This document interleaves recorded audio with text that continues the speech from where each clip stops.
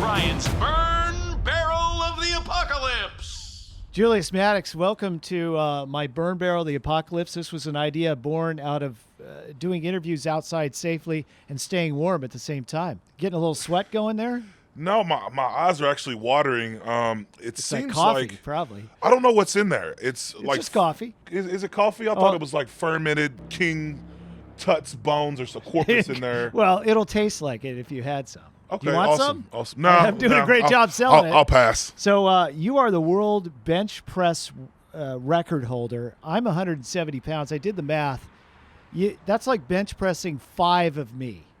Yeah, I could probably throw you across the street. Really? Well, we could end the interview that way. That'd be interesting. We'd go viral that way. Yeah, it would go viral. Be honest. Am I the wimpiest looking person who's ever interviewed you? I mean, look at me. Oh, yeah, we're having lunch later. sure. We can't get the jars open. That's how Sure. bad it is. Oh, nothing. So pour this in the. Yeah, go ahead. Okay. Thank you. A jar of welcome. pickles. Oh, No, you're not. You're not. really? Who You're not. could possibly be wimpier than me in terms of interviewing you? Well, I'm trying to build your confidence. Okay, So, man, I need it because I'm the bar guy without the weights on it. I mean, how much got does that you. thing weigh? 45 pounds. 45. Probably couldn't do it. You'd have to spot me. We would just say you're there for moral support. Yeah. How about that? Moral support. Well, it's extraordinary watching you lift all this weight, especially in terms of your backstory. You're from Owensboro, Kentucky. You were a highly regarded high school football player, correct? I would say, yeah. So where were you recruited to perhaps play at the So, time? okay. Oh, just one. One more. You sure? Yeah. All right. All right. Sorry, guys. That was tough. Was that one harder? Yeah. That one was harder. Do you ever have trouble opening jars? Never. Okay. Never I have didn't that think so. have that issue. I didn't think so. So yeah, college. Who was recruiting you? So I wasn't recruited during the time. I did have University of Kentucky, Western Kentucky, Eastern were very interested in me playing football, but because I was so used to compromising and at that point in time, I just walked around and carried myself like I had a chip on my shoulder. Like I was entitled to everything and people owed me. So it was to the point of the lifestyle of partying, and you know how it is in high school, you want to go to parties and just chase girls and live that life was far more important than my future. I always thought in the moment. I never thought about 5 years down the road or 10 years down the road. So basically walked away from those opportunities because I wanted to party and use drugs. So you know how that goes. Well, I think that's kind of a common story for high school football players, especially in a small town. You're sort of the kings of that world, right? And Yeah. you pretty much do whatever you want.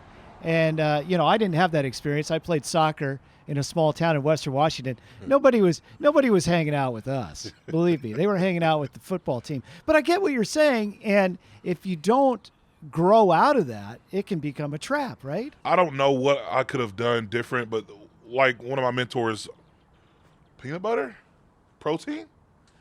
It's important. That was easy. You got to bring something harder than this. There's got to be something Like complicated. a 50-gallon drum of something. All right, so yeah, you come to an area in your life where the opportunities kind of go by the wayside, and then what happens? One of my mentors told me, he said, "You are who you hang with." I know it's not proper English, but basically what that is saying is everybody you surround you're a makeup of your 5 closest friends. And I didn't realize that until later on in life. And one thing that I value more and I try to carry over to the youth these days is the people that you're willing to compromise for and put your life on the line for, in 5 to 10 years, they're not even going to matter anymore. How many people you still hang out with from high school? None. None. I mean, I'd live a long way from my high school, but I get what you're saying. There are people that I keep in touch with on social media and so forth. But yeah, I mean, that's what I always told my girls was your friends change as you go through life, and you don't know where you're going to be in 5 years. But things got really rough. He's having a little trouble with the salsa. I'm kidding. Oh. You ended up behind bars eventually. What did you Yeah. go to jail for? So I was trafficking drugs through the mail. Oh, wow. And no, not a smart idea, I promise you that. That was whenever I realized that, at the end of the day, the problems that I created didn't just affect me anymore. It affected my kids. It affected my wife. It affected, Here's the biggest thing. Your parents invest a certain amount of time in you. I realized that I was repaying my mom back through all the time she invested in me by her son being blasted all over the news, her son's face being in the newspaper. And it's like, this is what I'm repaying my mom back with, So I finally realized I had to quit being selfish. I got accepted into a Christ-centered recovery program, and things radically changed for me. And you discovered lifting at that time, Absolutely. right? I'm sure you did when you played football. There was lifting, but that was more drudgery. Yeah. And now, for you, it's a spiritual experience. Absolutely. I became, everything changed in the spiritual realm, physical and mental, and it was just things finally started clicking for me. And something that's been on my mind lately is men run to responsibility and boys run from responsibility. Yeah.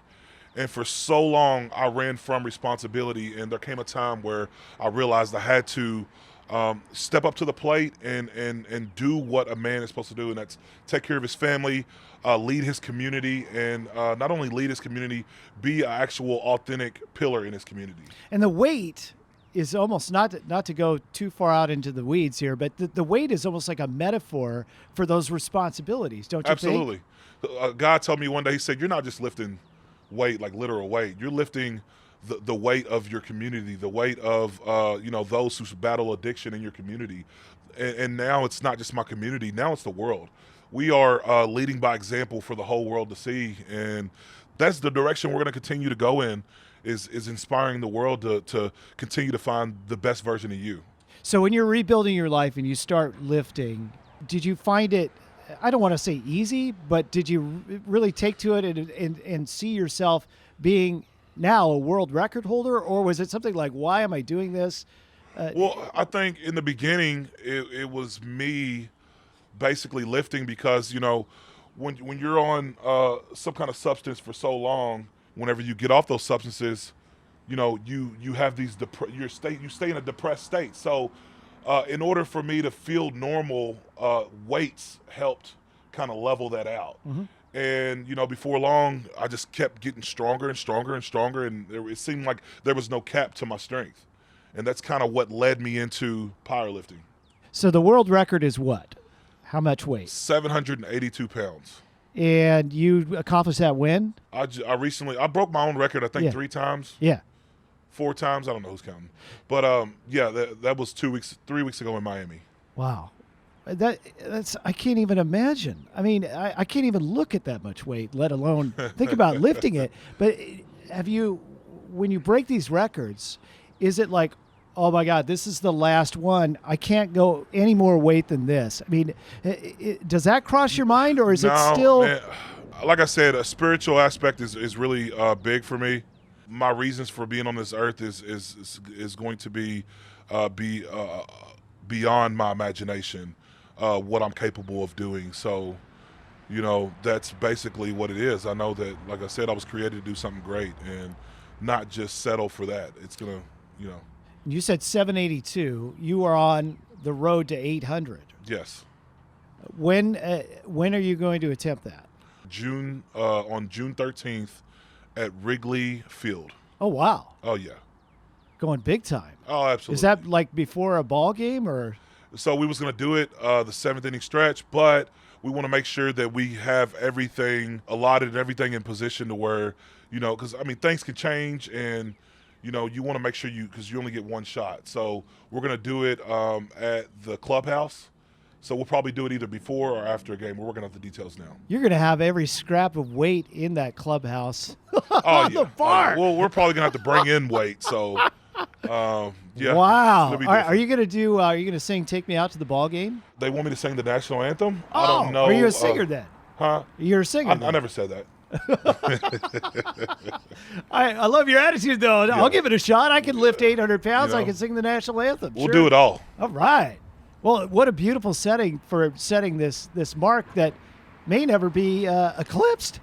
800 pounds, man. 800 pounds. That's like 6 of me now we're talking about. Yeah.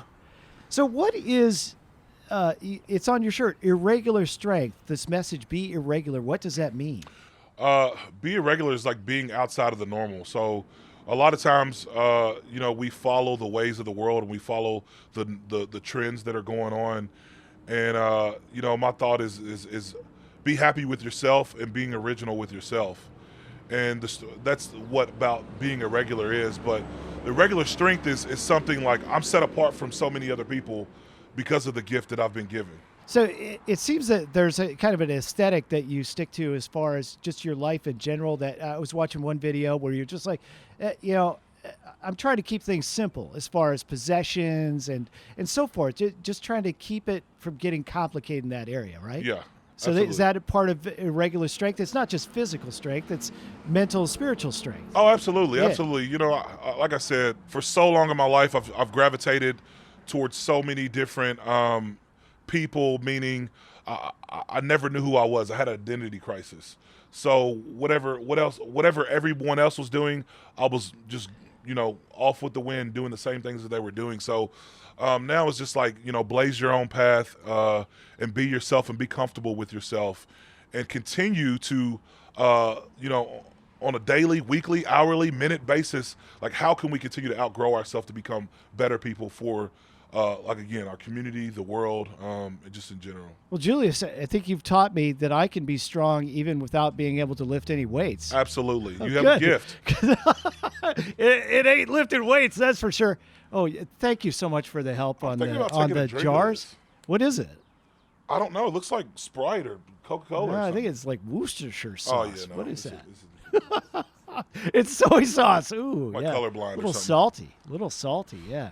Well, I know that you're going to break this record. Go to 800 at Wrigley Field. When is that again? June 13th. I can't wait. I can't wait either. Man, I may have to get a ticket and go to the game. Absolutely. Come on, you're welcome. All right. You are Thank welcome. you, Julius. You're an inspiration. Thank you for having Can me. I punch you? Yeah, go ahead. Get you one. See how you hard. hit me back? See how hard you can hit. Where do you want me to punch you? Just right here on the arm, right here. Here, right here in the stomach. Yeah, just right in the bread box. No. Solid as a rock. Hey, you need a jar opened over Yeah. there? Need more jars? I just punched him in the gut. Solid as a rock. It's Brian's Burn Barrel of the Apocalypse.